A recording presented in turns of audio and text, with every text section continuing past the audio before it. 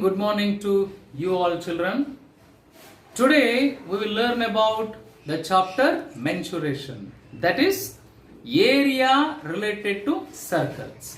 Okay, before we could start this chapter, let us understand what is a circle and what are the parts of circle and their representation. Okay, and what do we mean by area of a circle and circumference of a circle. After knowing all these things, we will start the session. Okay, we are seeing a whiteboard here. Whiteboard is an example for a plane. Any figure drawn on the plane is called a plane figure, and here you are seeing two plane figures. They are circles. Here circle is a plane figure also and a closed figure also. So I can say circle is a closed plane figure. Okay. Now let us define the circle. Look at this figure. This is point O, which is fixed, right? From this fixed point, you will see the collection of points here, or the group of points or set of points, right? Here, this group of points we are seeing, and each point in this group is at a fixed distance from or a constant distance from this fixed point O. Okay, see here, O is a fixed point, and around the point O we are seeing the number of points, infinitely many number of points, called group of points. In this group, each point is at a constant distance. Okay, if you measure the distance between O and A, O and G, both are equal. Similarly, the distance between OK and OL and OM, all are equal. That is why I can say this is a circle, and the circle is made by group of points. Each point from the group is at a constant distance from this fixed point O, and this fixed point O is called the center of the circle, and the distance between the point O, that is center O and A, or center O and G, is called radius of the circle. When we look at this figure, point O is the fixed point, and around this point we are seeing many points. But among many points, I have taken point A, G, K, L, M. If I measure the distance between this fixed point and A, it is OA, and I find that OA is equal to OG is equal to OK is equal to OL is equal to OM. Therefore, OA is equal to OG is equal to OK is equal to OL is equal to OM, and I call this distance as radius, and it is denoted by R. So, children, radius means the distance between the center of the circle and any point on the circumference of this circle. Okay, the circumference of the circle means it is the boundary of the circle, or perimeter of the circle is called circumference of the circle. Look at me. When the points still come closer and closer, okay, then the boundary of this circle becomes like this, or the perimeter of the circle becomes like this. Now children, we call this boundary as circumference of the circle, which is made by collection of points or group of points, and each point from this circumference is at an equal distance from this fixed point, and this fixed point is called center of the circle, and this collection of points which are at an equal distance from this fixed point called center of the circle is called circumference of the circle. Is it clear?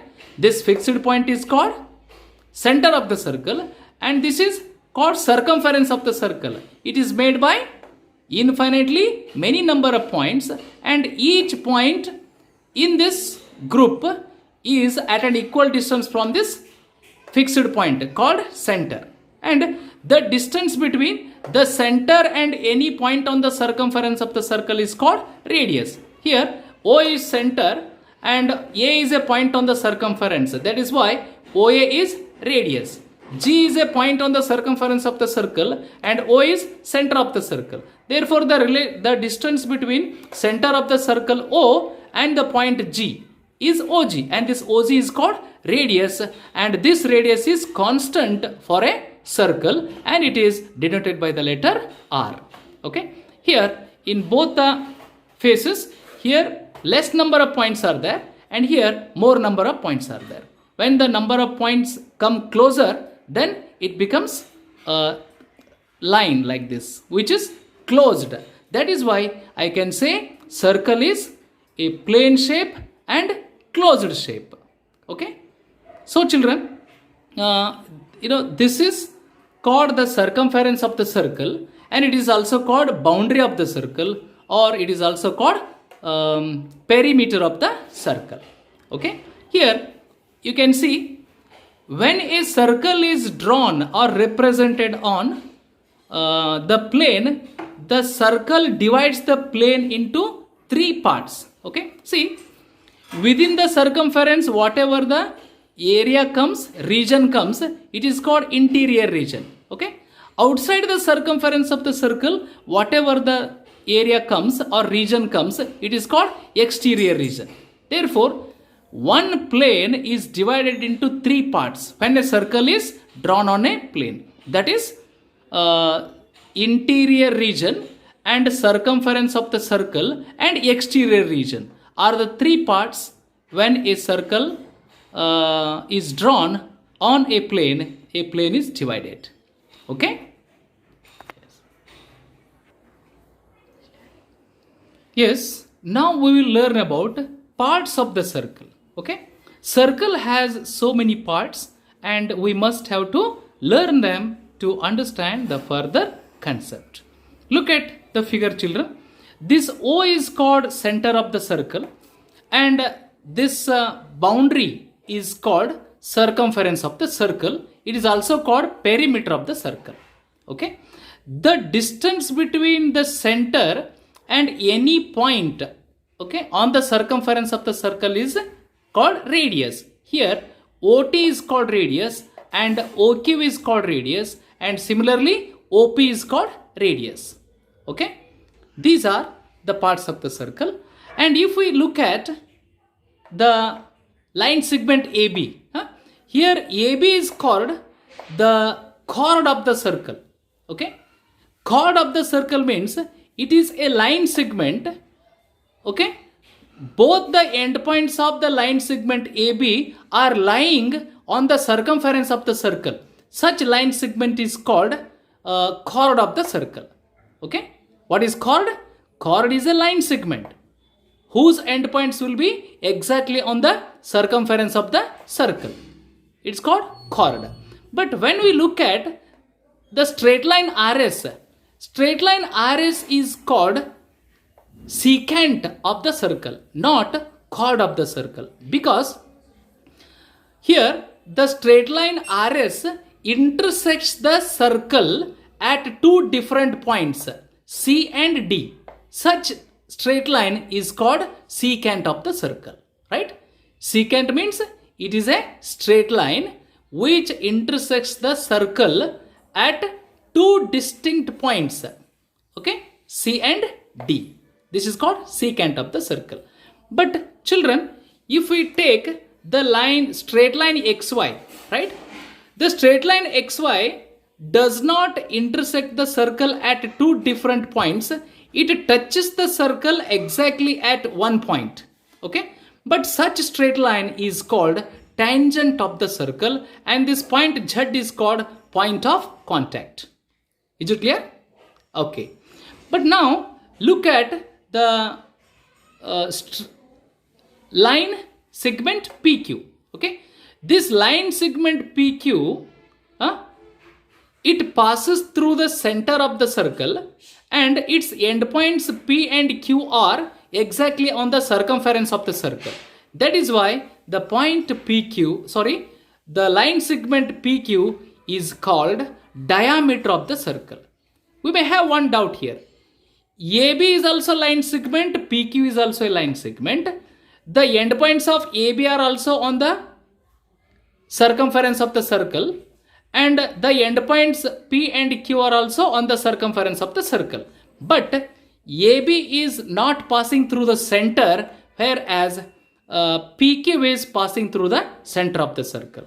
So I can call AB as chord only, but this PQ is chord also, as its endpoints are lying on the circumference of the circle, and this PQ is called diameter also because it is passing through the center of the circle and dividing the entire circle into two equal parts. See here, AB also divides the circle into two parts, okay, into arc AEB and into arc AZB, right? The chord divides the circle into two parts, okay, AEB part and AZB part. Here AEB part is called arc of the circle and AZB part is called arc of the circle. But the circle is not divided into equal parts. Circle is unequally divided. So the smaller part is called minor arc and the bigger part is called the major arc. So what do we mean by arc is the part of the circle, and circle is divided by the chord into two parts, right? But here PQ is also a chord which divides the circle into two parts. Here the part PEQ and the part PZQ both are equal. So I can call both the parts as arc of the circle, but neither is major nor is anyone is minor. Both are equal in length. That is why I call them as semicircles. Therefore, PEQ is called semicircle and PZQ is also called semicircle. Is it clear? So, a diameter divides the circle into two equal parts and each part is called semicircle, means half circle. Whereas, the chord divides the circle into two parts, but the parts are not equal. Now let us understand the other part of the circle. See here children, the chord AB and the corresponding arc AXB, they cover some place, okay? The place covered by the chord and the corresponding arc is called segment of the circle, okay? Here X is a point on the arc and angle AXB is the angle in the segment, and the angle in this segment is 120 degree, and I say that AXB is the angle in the segment, it is equal to 120 degree. Here this this segment is called minor segment because the arc associated here is minor arc, that is why it is minor segment, and the angle in the minor segment is always obtuse, means greater than 90, less than 180, okay? Now look at this. Here AB is chord and AZB is the corresponding arc, okay? Which arc? Major arc. Therefore, this is the area or the place covered by the chord AB and the corresponding major arc, okay? The area covered by the chord and the arc is called segment. Therefore, this region is called segment of the circle because this is the place covered by a chord and the corresponding arc, okay? Which arc? Major arc. That is why this is called major segment, right? And here Z is a point on the arc and AZB is the angle. Here the angle AZB is 64 degree, which is acute. Therefore children, any angle in the major segment is always acute and they are all equal. you can take one more point here and make the angle, that is also 64 degree. You can take one more point here and make the angle, that is also 64 degree. What we can conclude is, in major segment, the angles are always acute and they are equal, and in minor segment, the angles formed are obtuse and they are equal.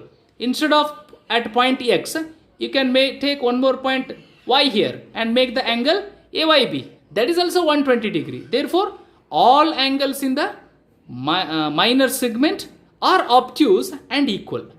Is it clear? Let us understand what is semicircular region. See here, PQ is diameter which is passing through the center, and this PHQ is the semicircle. Therefore, this is the place covered by the diameter and the semicircle.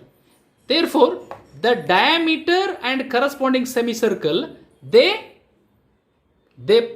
cover some place, and this place covered by the diameter and semicircle is called the semicircular region. Okay, only this PHQ is called semicircle, only this POQ is called diameter, but POQ diameter and this semicircle will cover some place here. This place is called semicircular region. Okay, now at point H, I take angle PHQ. This angle PHQ is called angle in the semicircular region, and it is PHQ is equal to 90 degree. Therefore, children, any angle in any semicircular region is 90 degree. Okay, instead of at H, you can take one more point P here, S here, and angle PSQ will also be 90 degree. If you take a point T here, angle PTQ will also be 90 degree. Therefore, we learn that in any semicircular region, the angle formed is 90 degree. Now we will learn about sector of the circle. See here, OT and OQ are the two radii of the circle, and this is arc of the circle. TQ is arc of the circle. Therefore, two radii are when joined to the ends of the arc, they cover some place here. Okay, they bind some place here. Therefore, the place covered by two radii of the circle joined to the ends of the arc form sector of the circle. And here angle TOQ is called sector angle, or angle in the sector, right? Now let us look at this.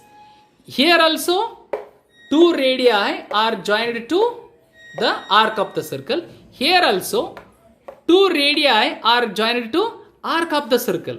Here the corresponding arc is larger in size. That's why this is called major sector, whereas here the corresponding arc is smaller in size. It is called minor sector, right? So children, here this TQ is arc of the circle, O is center of the circle, and OT and OQ are the two radii joined to the end of the major arc. That is why here a place is covered. Okay, a region is bounded, right? Therefore, the area covered or place covered by the two radii of the circle with its corresponding arc is called sector of the circle. And here this angle is called sector angle. Which sector it is? Major sector. Thus it is a major sector, and this is major sector angle. This is minor sector, and this is the minor sector angle. Therefore, segments are different and sectors of the circles are different. Okay, segments are made by what? The chord and the arc. They cover area is called segment of the circle. Sector means two radii are joined to the ends of the arc, and whatever the place is covered, this place is called sector of the circle. That is the difference between sector and the segment of the circle. Okay children, in today's session we learnt about what is a circle and the parts of the circle. Okay, in tomorrow's session we will learn more about the circle. Till then, goodbye.